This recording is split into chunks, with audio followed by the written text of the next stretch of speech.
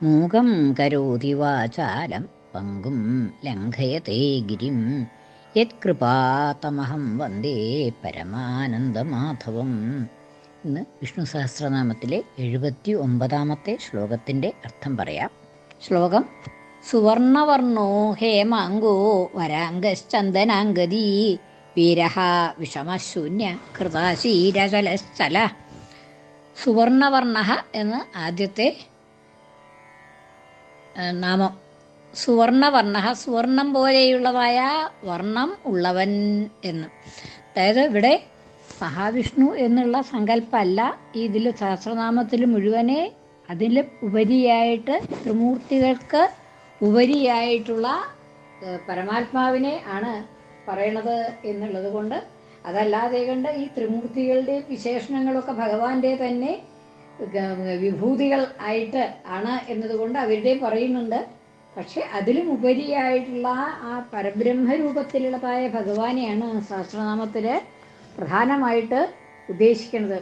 അതുകൊണ്ടാണ് ഇവിടെ സുവർണവർണ്ണനായിട്ടാണ് ഹിരണ്യഗർഭ എന്നൊക്കെ പറഞ്ഞിട്ടുണ്ടല്ലോ. അതുമാതിരി സുവർണവർണ്ണമായിട്ടുള്ള ആദിത്യൻ്റെ ഉള്ളിൽ പ്രകാശിക്കുന്നതായിട്ടുള്ള സർവ ജീവജാലങ്ങളുടെയും ഉള്ളിൽ പ്രത്യേകിച്ച് നമുക്ക് കാണാവുന്നതായിട്ടുള്ള ആദിത്യൻ്റെ ഉള്ളിൽ സ്വർണ്ണവർണ്ണമായിട്ട് പ്രകാശിക്കുന്നുണ്ട് ഭഗവാൻ എന്നുള്ളതായിട്ടുള്ള സങ്കല്പത്തിൽ ആണ് ആ ആദിത്യൻ്റെ ആദിത്യനും ഭഗവാന്റെ വിഭൂതി തന്നെ ആയിട്ടുണ്ട് ആണ് എന്നതുകൊണ്ട് സുവർണവർണ്ണ എന്ന് ഭഗവാനെ പറയുന്നു എന്ന്.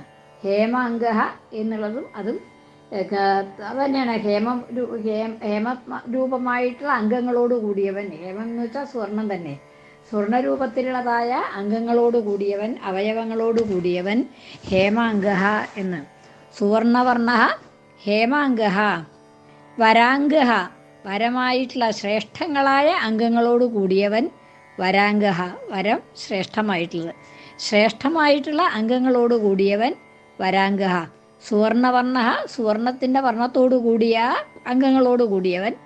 ഹേമാംഗ, ഹേമത്തിൻ്റെ സ്വർണത്തിൻ്റെ നിറമുള്ള അംഗങ്ങളോട് കൂടിയവൻ. വരാംഗ, ശ്രേഷ്ഠമായ അംഗങ്ങളോട് കൂടിയവൻ എന്ന്. ചന്ദന അംഗദീ, ചന്ദനങ്ങളായിട്ടുള്ള, ചന്ദനം എന്ന് വെച്ചിട്ടുണ്ടെങ്കിൽ അവിടെ ഈ നമ്മൾ പറയണതായിട്ടുള്ള ചന്ദനം എന്നുള്ള അർത്ഥമല്ല അവിടെ ഉദ്ദേശിക്കുന്നത്. ആഹ്ലാദകങ്ങളായിട്ടുള്ള അംഗദങ്ങളോട് കൂടിയവൻ. അംഗദം എന്ന് വെച്ചാൽ തോൾവള. ചന്ദന അംഗദി, ആഹ്ലാദകങ്ങളായിട്ടുള്ള തോൾവളകളോട്, മനോഹരങ്ങളായിട്ടുള്ള തോൾവളകളോട് കൂടിയവൻ ചന്ദനാംഗദി എന്ന്. അപ്പോൾ സുവർണവർണോ ഹേമാങ്കോ വരാംഗ ചന്ദനാംഗദി വീരഹ, വീരന്മാരെ ഹനിക്കുന്നവൻ. വീരന്മാരെന്ന് പറയുമ്പോൾ ധർമ്മരക്ഷയ്ക്ക് വേണ്ടിയിട്ട് ദുഷ്ടതകൾ ചെയ്യുന്നതായിട്ടുള്ള വീരന്മാർ പലതരത്തിലുണ്ടാവാലോ. അപ്പം അങ്ങനെ ധർമ്മത്തിന് ഹാനികരമായിട്ട് നിൽക്കുന്നതായിട്ടുള്ള വീരന്മാരെ, അസുരാദികളെ ഹനിക്കുന്നു എന്നുള്ളത് കൊണ്ട് വീരഹ. ഭഗവാൻ വീരനാണ്, സ്വയം വീരനാണ് എന്നുള്ളത് കൊണ്ട് മറ്റ് വീരന്മാരെയെല്ലാം, അതായത് ധർമ്മത്തിന് വിരുദ്ധരായി നിൽക്കുന്ന വീരന്മാരെ ഹനിക്കുന്നവൻ എന്നുള്ള അർത്ഥത്തിൽ വീരഹ. വീരഹ വിഷമഹ എന്ന് അടുത്തത്. ആ സമം, അദ്ദേഹത്തിന് തുല്യനായിട്ട്, സമനായിട്ട്, ഈ ഭഗവാന് തുല്യനായിട്ട് ആരും ഇല്ല എന്നതുകൊണ്ട് വിഷമഹ. സമഹ എന്നുള്ളതിൻ്റെ വിപരീതമാണ് വിഷമഹ എന്നുള്ളത്.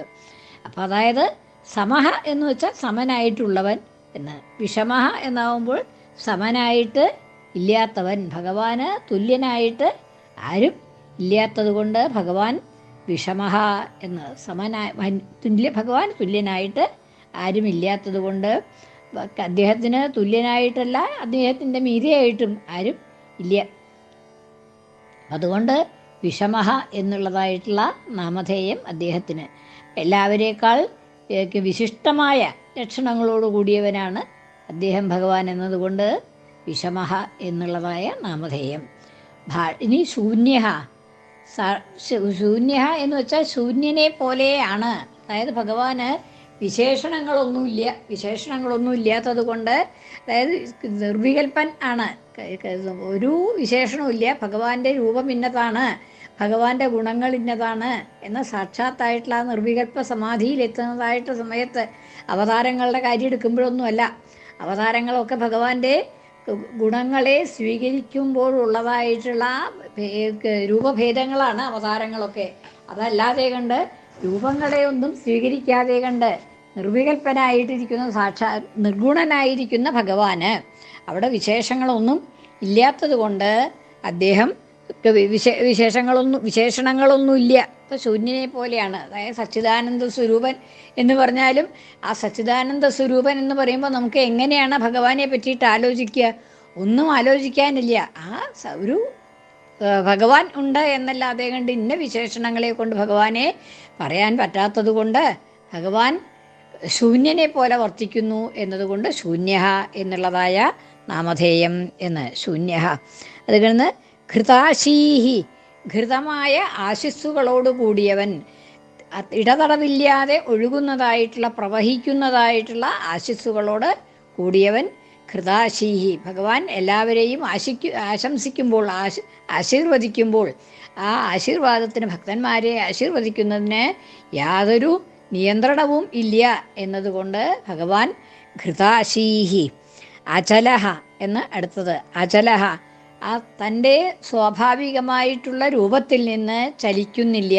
ചലിക്കുന്നതായി തോന്നുന്നുണ്ട് എങ്കിലും ഭഗവാന് തൻ്റെ ജ്ഞാനത്തിൽ നിന്നോ ധർമ്മത്തിൽ നിന്നോ സ്വരൂപത്തിൽ നിന്നോ ഒന്നും തന്നെ വ്യതിയാനം സംഭവിക്കുന്നില്ല, മാറ്റം സംഭവിക്കുന്നില്ല, ഇളക്കം സംഭവിക്കുന്നില്ല. ഭഗവാൻ തൻ്റെ ആ സ്വഭാവത്തിൽ ഉറച്ചു നിൽക്കുന്നു. അതിൽ നിന്ന് ഒട്ടും മാറ്റം ഭഗവാന് സംഭവിക്കുന്നില്ല. മാറ്റമുണ്ട് എന്ന് തോന്നിക്കുകയാണ് ചെയ്യണത്. മാറ്റം വാസ്തവത്തിൽ ഇല്ലാത്തത് കൊണ്ട് അചലഹ എന്ന്. ഇനി ചലഹ എന്നും പറയുന്നുണ്ട്. ചലനായിട്ടുള്ളതും ഭഗവാൻ തന്നെ എന്നാണ് പറയണത്. അപ്പം അതെന്താ ഈ അചലനും ചലനും കൂടി ആവുന്നത് എന്ന് വെച്ചാൽ അചലഹ ചലഹ എന്നുള്ളത് കൊണ്ട് വായുരൂപേണ, വായു ആയിട്ട്, വായു എന്നുള്ളത് ഭഗവാന്റെ വിഭൂതി തന്നെയാണ്, ഭഗവാന്റെ സ്വരൂപം തന്നെയാണ് വായു എന്നുള്ളത്.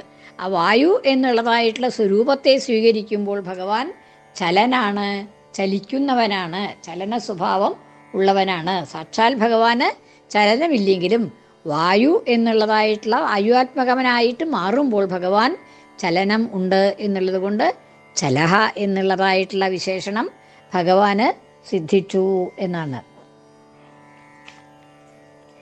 സുവർണവർണോ ഹേമാങ്കോ വരാംഗശ്ചന്ദനാംഗതി, അംഗതങ്ങൾ എന്നുള്ളതാണ് ചന്ദനാംഗതി. വീരഹ വിഷമശൂന്യോ ഘൃതാശീരചലശ്ചലഹ